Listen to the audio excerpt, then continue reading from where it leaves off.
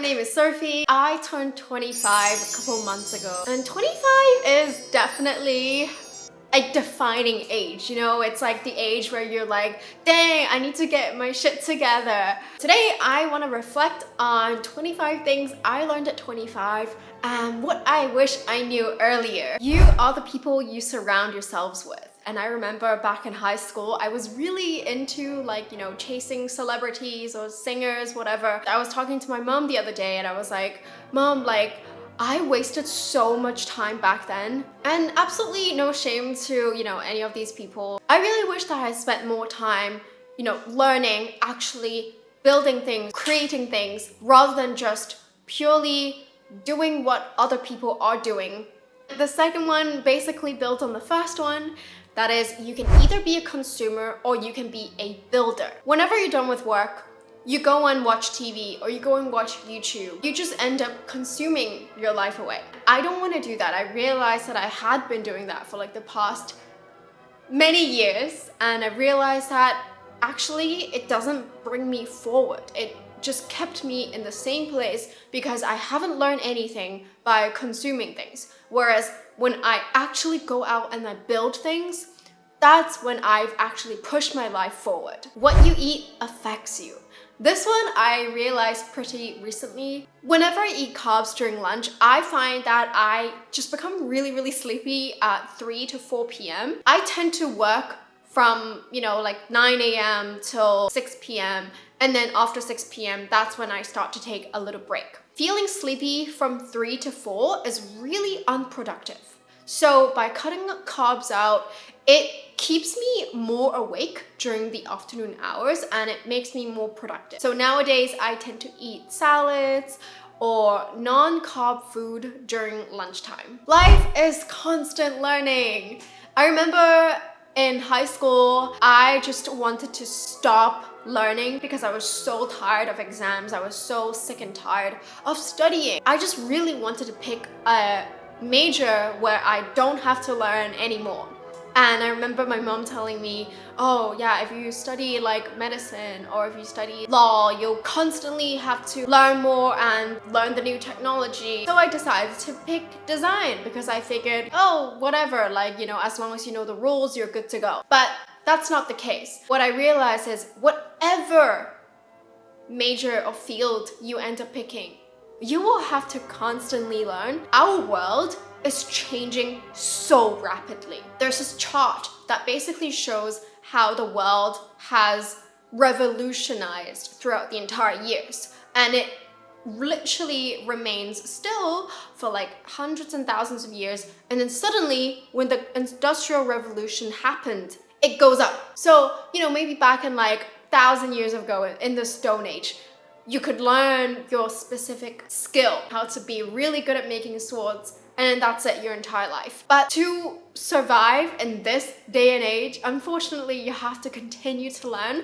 Otherwise, you're gonna fall behind a lot. I now like learning. I think I just really hated exams. I really just was so sick of school. But now I realize that whatever I learn, I become better. Be an investor, not a consumer. This one is really important because I think for the first 24 years of my life, I've just been a consumer. I always wanted to buy the next new thing. I always wanted to buy the next cool thing. I realized that if you continue to be a consumer, you'll stay a consumer and you'll lose your money. Whereas if you invest your money will double or triple or quadruple in the future rather than losing it to buying the next cool thing. You can never keep up, so just invest instead. The view is more important than the space. This is a bit of a personal one because I realize that for my personal preference, I prefer an apartment or a living space where there's a view rather than the space. If you let me choose between an ocean view closet versus a loft that faces the window, I would much rather pick the ocean one because I think being open and seeing something moving is something that's really important to me personally. It makes me feel better and it helps me stay in more of a positive mental space. Just slide in people's DMs. There are so many times in my life where I've just slid into people's DMs and I did not even think they would respond to me. And they did. And it changed my life. I really hope you will try that too. If you want to slide into someone's DMs, if you want to talk to someone, just send them an email or send them a DM. And if they don't respond, that's cool. Move on. So I think 5 years ago, if you told me to go chase my dreams, I would have been like, yeah, I'm gonna go chase my dreams. I'm gonna go for it. But what I've realized ever since chasing my dreams is that you will not succeed unless your dreams has product market fit or content market fit. Basically, if the market, essentially people in the world, want your product or if they want your content. Otherwise, if you create content that no one wants, no one is gonna watch your videos. If you create a product that no one wants, no one is gonna buy your product or use your product or use your service. So that is the most important thing to be aware of if you wanna go chase your dreams. Money buys you freedom. Money can't buy you happiness for sure, but money buys you freedom, and freedom to me is happiness. And having money, and therefore money buying me freedom, has given me so much happiness. So to anyone who says that money can't buy you happiness, I don't know. I think money has bought me happiness and freedom. Just because it's pretty doesn't mean it's useful. This one is such a vital lesson to me because when I was in undergrad, I was learning architecture design and I always thought, oh my god, I just want to design the most pretty buildings. But then you start reading these articles about these architects that build really, really gorgeous buildings, but they end up not being very functional. For example, Zaha Hadid. She is one of the most talented architects ever.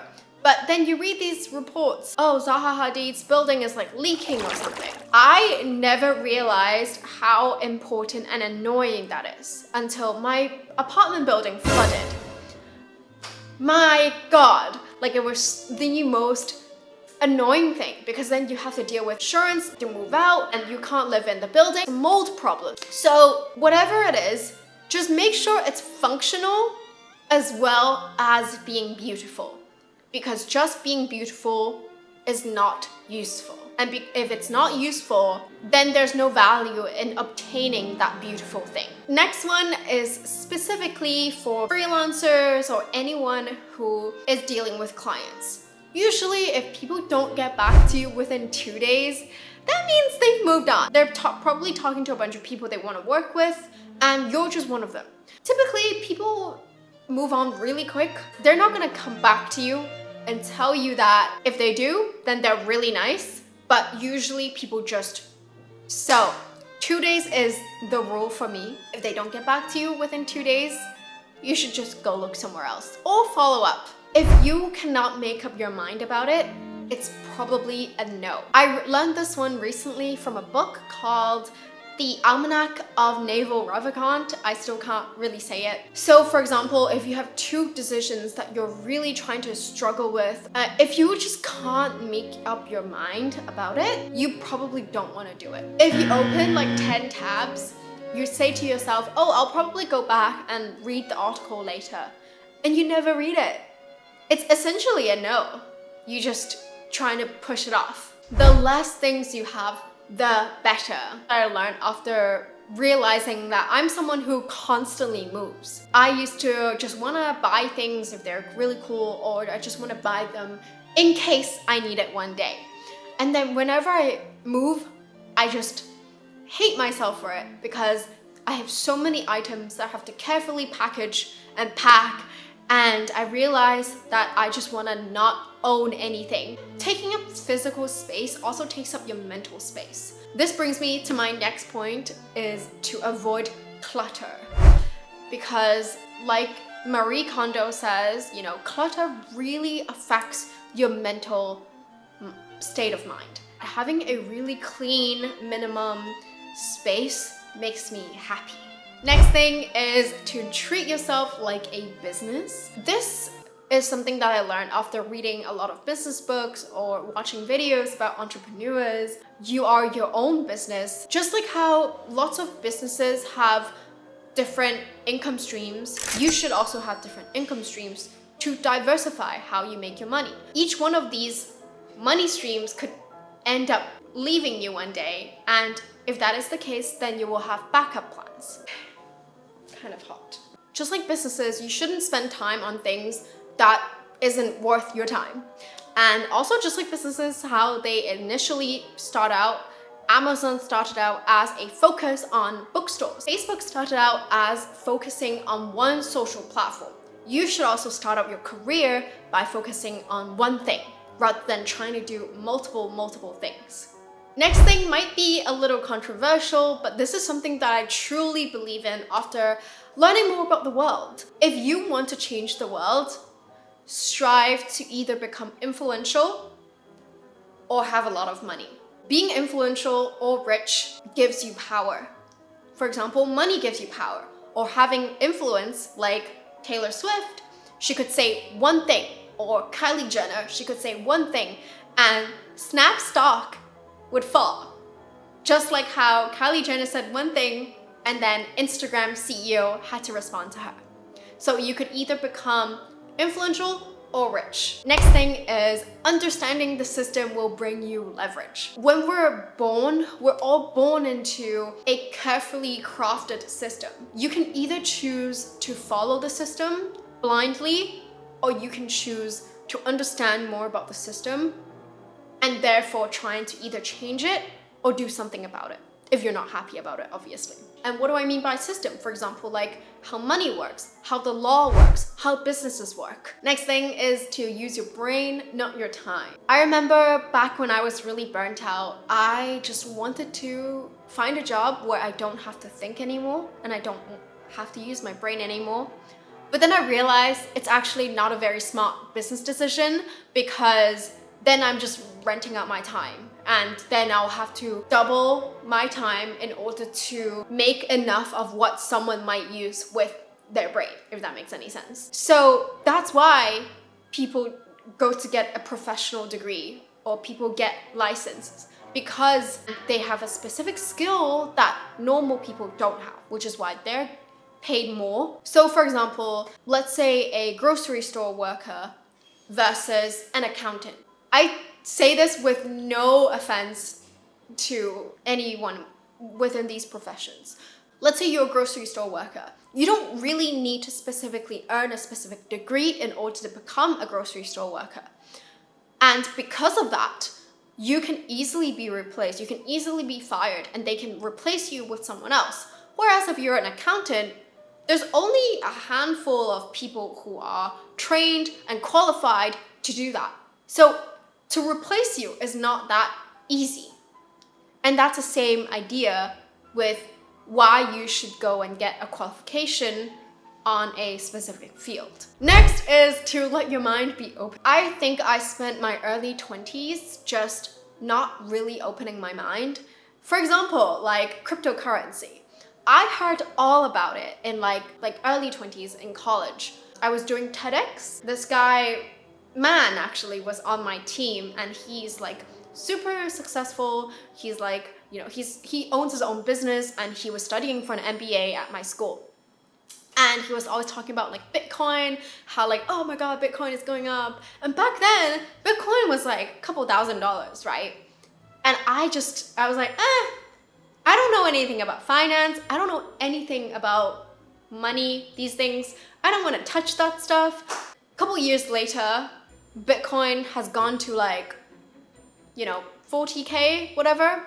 And now I really wish I had taken the time to learn more about it, you know, to ask him, to be more curious, to be more open-minded. Because if I had asked him, maybe I would have bought Bitcoin back then. That's why you need to always be open-minded to something and always be curious to learn. And the next one is that the power of PR is pretty scary. I think this comes as I learn more about businesses and how they use PR to leverage their business. For example, I saw this one article about Facebook and how they were trying to work with PR agencies to spread bad stuff about TikTok. And that is apparently what politicians did. And then at the same time, you know, you learn about like celebrity couples who are fake and they're just doing it for the drama and to get newspaper headlines. I've just been reflecting, and I guess I've been thinking like how scary it is that, you know, PR can manipulate us and our thinking.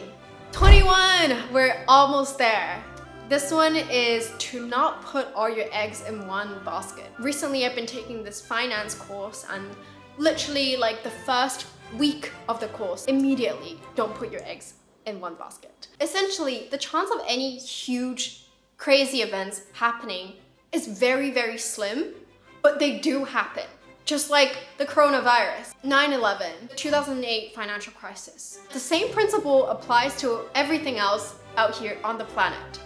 Just like your career, your job, and this next point builds on the previous point, which is whatever you want to try, validate your idea first. If you're trying to build an app, go out there and see if anyone really wants to use your app first. And don't ask your family, ask strangers.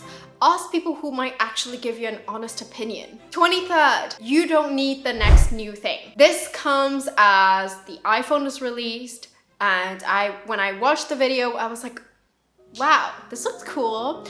And I have the iPhone 11, which means I probably should update it. But to be honest, my phone is still functioning, so I don't think I really need it. Unless my mom wants my phone, then I will buy a new one, so I give her my 11 Pro. 24.